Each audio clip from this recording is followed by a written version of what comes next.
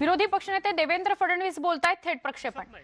एक अतिशय होतकरू तरुणी, अतिशय लोकप्रिय अशा प्रकारची बंजारा समाजातली ती तरुणी होती आणि तिचा अशा प्रकारे मृत्यू होणं हे अनेकांकरता धक्कादायक आहे। त्यामुळे मोठ्या प्रमाणात समाजातले लोक देखील मला अप्रोच झाले आणि त्यांनी मागणी केली आहे की याची नीट चौकशी झाली पाहिजे।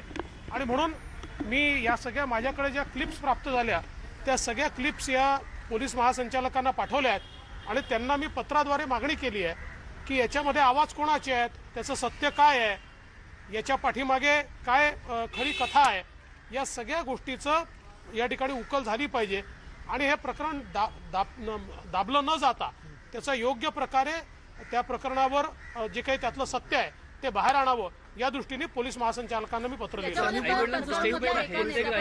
चौकशी पुढे होईल की नाही याबद्दल शंका व्यक्त केली होती। आजारपणाचं कारण सांगितलं, आई वडिलांनी विरोधी तक्रार नोंदवायला त्यांनी ऍक्च्युअली अप्रत्यक्षपणे नकारच दिलेला आहे। नाही, हे अतिशय दुर्दैवी आहे की त्यांनी तक्रार नोंदवायला का त्या ठिकाणी नाही म्हटलेलं आहे याबद्दल तेच सांगू शकतील, त्यांच्यावर काही दबाव आहे का। परंतु प्रश्न अशा परिस्थितीमध्ये तक्रार करतोय कोणी की नाही करत हे महत्त्वाचं नसतं। ही तक्रार स्वतः पोलिसांनी नोंदवायची असते आणि पुराव्याच्या आधारावर पोलिसांनी त्याच्यावर कारवाई करायची असते। ज्यावेळेस असे सगळे पुरावे बाहेर येतात आणि अशा क्लिप्स बाहेर येत आहेत त्यावेळी कोणीतरी तक्रार केली पाहिजे।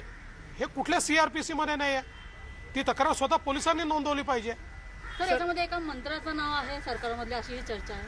हे बघा, आता या संदर्भात म्हणूनच अनेक चर्चा असल्यामुळे हे आवाज नेमके कोणाचे आहेत याची खात्री करून घेतली पाहिजे। याकरताच मी पोलीस महासंचालकांना हे लिहिलेलं आहे, कारण माझा एक स्वभाव आहे, मी कधीही पुराव्याशिवाय कोणावर आरोप करत नाही। पण मला असं वाटतं की इतकं स्पष्टपणे हे संभाषण दिसत आहे तर मग हे संभाषण आहे कोणाचं। आणि रोज जर समाज माध्यमांमध्ये किंवा माध्यमांमध्ये मंत्र्यांची नावं येत आहेत वेगवेगळ्या किंवा त्यांच्याकडे उंगली निर्देश होतो आहे, अशा परिस्थितीत हे संशयाचं वातावरण देखील योग्य नाही आहे। म्हणून महासंचालकांनी तात्काळ लक्ष घातलं पाहिजे आणि या संदर्भातली कारवाई केली पाहिजे। सर, शिवजयंतीच्या मुद्द्यावरून शासनानं 2 दिवसात 2 वेगळे नियम काढले। आता शिवजयंती 100 जणांची उपस्थितीत साजरी करण्यासंदर्भातल्या काही नियमांमध्ये परवानगी दिली, आपली काय प्रतिक्रिया? आणि नाना पटोलेंच्या इथं रॅलीमध्ये मोठी गर्दी असं आहे की अध्यक्षांच्या पदारोहणाकरता 500-700 लोक आले तरी देखील चालतं, पण छत्रपती शिवाजी महाराजांची जयंती साजरी करायला मात्र आम्हाला निर्बंध घालावे लागतात। मग कधी 10 लोकांचा निर्बंध, कधी 100 लोकांचा निर्बंध, म्हणजे आज विविध पक्षांचे कार्यक्रम अनिर्बद्ध आणि छत्रपती शिवाजी महाराजांची जयंती मात्र निर्बंधासहित, हा कुठल्या न्याय या सरकारमध्ये आहे हे समजत नाही। खरं म्हणजे या सरकारमध्ये नेमकं निर्णय कोण घेतं हेच या ठिकाणी समजत नाही।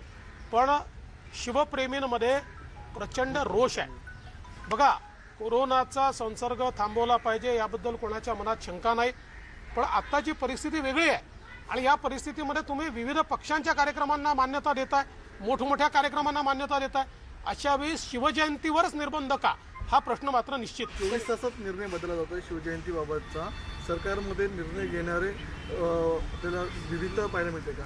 नाही, सरकारमध्ये निर्णयच कोण घेतं हे समजत नाही, हे सरकार नेमकं कोण चालवतं असाच प्रश्न निर्माण व्हावा। असा एक निर्णय घेतला तो बदलला जातो, त्यात संशय निर्माण होतं, असे अनेक प्रॉब्लेम आहेत। सर, नागपुरासह अनेक ठिकाणी वीज पुरवठा खंडित केला जातोय, नागपूरमध्ये झालंय, मुंबईत झालंय, काय सांगा? महाराष्ट्रामध्ये मोगलाई आली, हीच परिस्थिती आज आपल्याला पाहायला मिळते। गरीब शेतकऱ्यांची वीज पुरवठा खंडित करण्याचं काम, आणि आता सर्वात जास्त, कारण तापमान वाढत असल्यामुळे सर्वाधिक शेतकऱ्याला आता विजेची आवश्यकता आहे। एकीकडे ट्रान्सफॉर्मर देत नाही आहेत आणि दुसरीकडे वीज पुरवठा खंडित करणं चाललाय। छोट्या छोट्या माणसांचं, जो गरीब माणूस आहे, मध्यमवर्गीय आहे, यांचा वीज पुरवठा खंडित करण्याचं चाललंय। तुम्ही यांचे जाहीरनामे उघडून बघा, जाहीरनाम्यामध्ये घरगुती विजेला 30% सूट देऊ असं सांगितलं। सूट तर सोडून द्या, वाढीव बिलं दिले, एप्रिलमध्ये विजेचे भाव देखील त्या ठिकाणी वाढवले आणि आता कनेक्शन कट करण्याचं काम चाललंय। महाराष्ट्राच्या इतिहासात एवढी मोगलाई यापूर्वी कधी पाहिली। सर, उद्या अहिल्यादेवी होळकर यांच्या पुतळ्याचा अनावरण आहे आणि त्यांच्या वंशजांनी आक्षेप घेतलाय भूषणसिंह होळकर यांनी की पवारांच्या हस्ते या पुतळ्याचं अनावरण होऊ नये आणि त्या कार्यक्रमासाठी जर का छत्रपती संभाजीराजे जाणार असतील तर त्यांनी सुद्धा जाऊ नये। मला याची कल्पना नाही आहे त्यांनी काय आक्षेप घेतलाय, त्यामुळे मी त्याच्यावर बोलणं योग्य होणार नाही। नेमका त्यांचा काय आक्षेप आहे पाहिल्यानंतरच मी बोलेन। Okay, thank you. चलो ऊपर. विरोधी पक्षनेते देवेंद्र फडणवीस वेगवेगळ्या 3 मुद्द्यांवर प्रतिक्रिया देताना आपल्याला बघायला मिळाले. मुंबईत ते पत्रकारांशी बोलत होते. सगळ्यात महत्त्वाचा मुद्दा बीडमधल्या परळी वैजनाथ इथं 22 वर्षाच्या पूजा चव्हाण या तरुणीच्या कथित आत्महत्या प्रकरणी त्यांनी आपली प्रतिक्रिया दिलेली आहे. अत्यंत दुर्दैवी ही घटना आहे. ज्या ऑडिओ क्लिप्स माझ्यापर्यंत पोहोचलेल्या त्या मी महासंचालकांना दिलेल्या आहेत, त्यांच्याकडे सुपूर्द केलेल्या. त्यांनी एका पत्रातून या सगळ्या प्रकरणाची चौकशी व्हावी अशी मागणी मी त्यांच्याकडे केली आहे, असंही देवेंद्र फडणवीस यांनी म्हटलं. हा पहिला विषय बीडच्या तरुणीच्या आत्महत्ये प्रकरणासंदर्भातला अत्यंत गंभीर हा विषय आणि या सगळ्याची चौकशी व्हायला हवी, कारण अनेक प्रश्न यात उपस्थित होत आहेत असं त्यांनी म्हटलेलं आहे. वीज तोडणी अनेक भागांमध्ये केली जाते, त्याच्याविषयी त्यांनी प्रतिक्रिया दिलेली आहे की मुंबईमध्ये किंवा महाराष्ट्रात मोगलाई आलेली आहे. सध्या असंच चित्र दिसतंय, वीज तोडणी केली जाते त्यावरून तरी. आणि गोपीचंद पडळकर यांनी अहिल्याबाई होळकर यांच्या पुतळ्या संदर्भात शरद पवारांनी त्याचं अनावरण करण्याला जो विरोध केलेला आहे त्याही विषयी प्रतिक्रिया दिली. शिवजयंतीवर निर्बंधांविषयी सुद्धा प्रतिक्रिया दिली. शिवजयंतीच्याच विषयाकडे येऊया. राज्य सरकारनं शिवजयंती निमित्त एक परिपत्रक काढलं आणि जयंतीवर अनेक नियम लावले. राज्य सरकारच्या या परिपत्रकाचा निषेध सगळ्या स्तरातून शिवप्रेमी करतायत. तर छत्रपती शिवाजी महाराज यांच्या जयंतीला परवानगी न देणं ही शर्मेची बाब आहे अशी टीका भाजप नेते राम कदमांनी केली आहे. शिवजयंतीबाबत सरकारनं काढलेल्या परिपत्रकावर विनोद पाटलांनी देखील हल्लाबोल केलाय. मेळाव्याला होणारी गर्दी चालते, मग शिवाजी महाराजांची जयंती का चालत नाही, तिथं होणारी गर्दी का चालत नाही असा सवाल त्यांनी उपस्थित केलाय. दुसरीकडे संभाजी ब्रिगेडही या नियमावलीवरून आक्रमक झालेली आहे.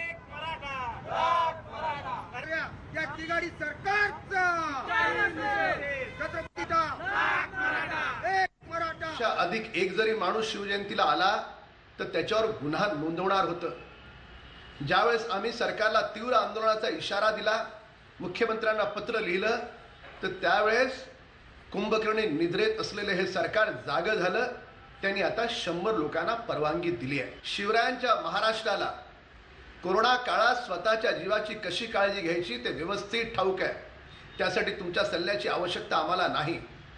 आम्ही शिवजयंती जल्लोषात साजरी करू. माननीय उद्धव ठाकरे साहेबांना मी स्वतः भेटून विनंती केली होती. आमची सर्व शिवभक्तांची मागणी आहे की ठाकरे साहेबांनी देखील शिवसेनेला घेऊन या शिवजयंतीमध्ये सामील व्हावं. संपूर्ण विश्वाला, संपूर्ण राज्याला ही 19 फेब्रुवारी मान्य आहे आणि अशा वेळेस आपण तिथीने जयंती साजरी न करता या जयंतीमध्ये सामील व्हावं व राज्य सरकारने काढलेलं परिपत्रक रद्द करावं. सर्व कार्यक्रम सुरू झालेले आहेत, सर्व कार्यक्रमांना परमिशन आहे, पण फक्त शिवजयंतीचीच परमिशन नाकारली जाते.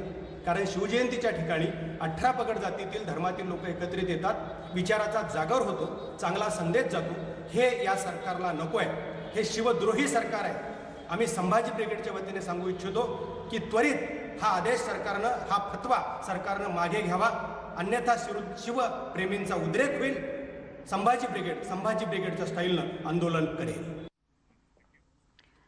आता जेजुरीतल्या अनावरणासंदर्भात आपण अधिक जाणून घेऊया. जेजुरी संस्थानच्या वतीने उभारण्यात आलेल्या पुण्यश्लोक अहिल्यादेवी होळकर यांच्या जेजुरी इथल्या पूर्णाकृती पुतळ्याचं अनावरण करण्याचा प्रयत्न पहाटे गोपीचंद पडळकर भाजपचे आमदार यांनी केला. पडळकर आणि त्यांचे कार्यकर्ते जेजुरी गडावरच्या पुतळ्यापर्यंत पोहोचले, पण पोलिसांनी मध्ये असताना अडवलं. पूर्णाकृती जो पुतळा आहे अहिल्याबाई होळकर यांचा तिथपर्यंत जाऊ दिलं नाही. पोलिसांमध्ये आणि पडळकर त्यांच्या कार्यकर्त्यांमध्ये बाचाबाची सुद्धा झाली. त्यानंतर गोपीचंद पडळकर यांनी पायऱ्यांवरून खाली येत पुतळ्याचं उद्घाटन झालं असं परस्पर जाहीर सुद्धा करून टाकलं. पवारांसारख्या भ्रष्ट नेत्याच्या हस्ते पुतळ्याचं अनावरण होऊ नये अशी बोचरी टीकाही त्यांनी केली. अनावरण उद्या म्हणजे शनिवारी शरद पवारांच्या हस्ते होणार आहे असा पुनरुच्चार देवस्थाननं मात्र केलेला आहे किंवा तसं स्पष्ट करण्यात आलेलं आहे देवस्थानकडून. पडळकरांच्या कृत्यावर देवस्थाननं नाराजी व्यक्त केलेली आहे. या पुतळ्याचं अनावरण शरदचंद्र पवार यांच्या हस्ते उद्या ठरवलेलं होतं आणि आमच्या महाराष्ट्रातील सर्व युवा मित्रांच्या, वडीलधारी मंडळींच्या भावना होत्या की शरद पवारांसारख्या भ्रष्टाचारी माणसाने, जातीवादी माणसाने अहिल्यादेवीच्या पुतळ्याला हात लावू नये आणि त्यांचं उद्घाटन करू नये म्हणून आम्ही महाराष्ट्रातील सगळे युवा मित्र आज पहाटे जेजुरी गडावरती अहिल्यादेवी होळकर यांच्या पुतळ्याचं आम्ही त्यांच्या चरणाशी पुष्पहार अर्पण करून उद्घाटन केलेलं आहे. ह्याचा आम्हाला मनस्वी आनंद आहे. अहो, त्या टीकेला त्याला विनाशकाली विपरीत बुद्धी सुचलेली आहे. त्याचं डिपॉझिट कोणी ठेवत नाही, त्यांचं काय एवढी नोंद घेताय तुम्ही? उभं राहिल्यानंतर जनतेचा आहे का पाठिंबा? प्रमुख पक्षाचं तिकीट घेऊन पठ्ठ्याचं डिपॉझिट जप्त होतंय आणि तुम्ही अगदी मला प्रेस कॉन्फरन्सला त्यांचं प्रश्न विचारताय. लोकांनीच त्यांना नाकारलेले, तुम्ही फार महत्त्व द्यायचं कारण नाही. टीव्हीवर पहिल्यांदाच येतोय एक अनोखा शो. नेटवर्क 18 ची खास प्रस्तुती आहे. आपल्या सगळ्यांना माहिती आहे आणि सगळ्यात महत्त्वाचं, तुम्हा सगळ्यांना तो शो आवडतो सुद्धा. अर्थात नाव आहे बायजूस यंग जीनियस. फेब्रुवारीला संध्याकाळी म्हणजे 13 फेब्रुवारीला संध्याकाळी 7:30 वाजता न्यूज 18 लोकमतवर एका 3ऱ्या क्रमांकाच्या जादूगाराला आपण भेटणार आहोत. 15 वर्षांचा यंग जीनियस आहे, त्याचं नाव आहे चिराग राठी. 11 वर्षांचा यंग जीनियस आहे जयादित्य शेट्टी आणि 10 वर्षांची यंग जीनियस अवंतिका कांबळी. या तिघांनाही या शो मध्ये आपण भेटणार आहोत.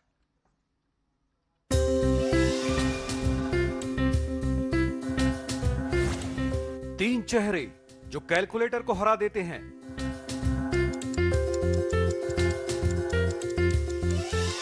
तीन चेहरे जो नंबरों से खेलते हैं, नंबरों में जीते हैं. तीनों जादूगर जब बायजूस यंग जीनियस में एक साथ आए तो मानो दिमाग, याददाश्त, हुनर का तूफान आ गया.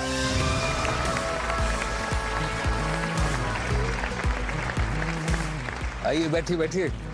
कैसा लग रहा है आपको बायजूस यंग जीनियस में? बहुत अच्छा लग रहा है. बहुत अच्छा लग रहा है. देखिए, 7,91,212 7,91,212 7,91,212 दूनी 39,81,000 7 लाख. रुक जा भाई, रुक जा. पहले जरा चेक कर लूं. ये लीजिए सारे आंसर्स वहां पर.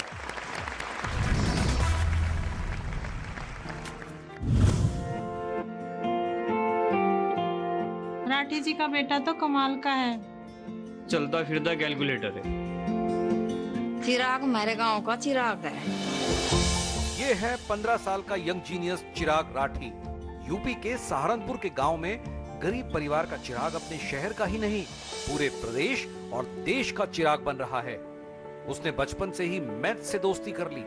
नतीजा 100 करोड़ तक के पहाड़े उसे याद हैं. 20 करोड़ तक कितने भी नंबरों का जोड़, घटा और मल्टीप्लाई वो कैलकुलेटर से भी तेज करता है. 3 सेकंड में ही किसी भी बड़े से बड़े नंबर का स्क्वायर या स्क्वायर रूट, क्यूब और क्यूब रूट बता देता है. ये सब बिना किसी स्पेशल ट्रेनिंग के सरकारी स्कूल में पढ़ते हुए.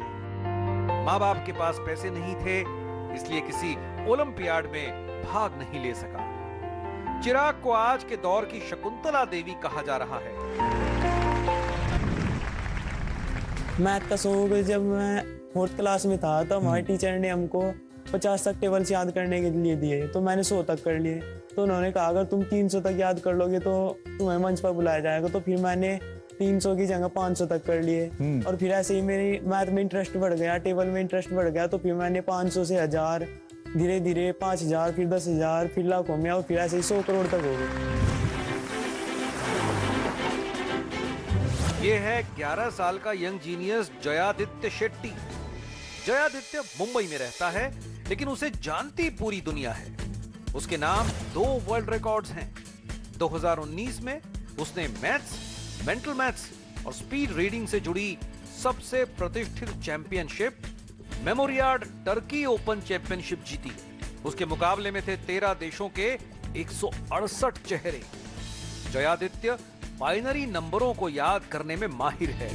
मैंने और मेरे पापा ने ऐसे बाइनरी कोड्स बनाए हैं जिसकी मदद से मैं 1000 से भी ज्यादा बाइनरी डिजिट्स याद कर सकता हूँ. 0000000. कितने भी नंबर उसे एक बार दिखाइए और वो बाद में हूबहू उसी पैटर्न में उन्हें बता देगा. 29 September 2017. Friday. How do you know that? How is that possible? Jayaditya खुद को एथलीट की तर्ज पर मैथलीट कहता है, लेकिन लोग उसे आज के दौर का आर्यभट्ट कहते हैं. Wow, fabulous. तुम गले मिलो मेरे भाई. ये लो फुल ग्रीन. ये है 10 साल की यंग जीनियस अवंतिका कांबली। मुंबई की सिर्फ 10 साल की ये लड़की मैथ्स चैंपियन है। 6 डिजिट इम्परफेक्ट स्क्वायर रूट्स की किड्स कैटेगरी में दुनिया में दूसरे नंबर पर है। हाल ही में दुबई में मेंटल मैथमेटिक्स इंटरनेशनल चैंपियनशिप में उसने यंगेस्ट अचीवर्स का अवार्ड जीता। I'm Avantika Kambli. I'm 10 years old and I'm a young mathematician from Mumbai. I'm an international champion in square roots. Avantika आंखों पर पट्टी बांधकर 20 सेकंड से भी कम वक्त में रूबिक क्यूब की पहेली सुलझा चुकी है।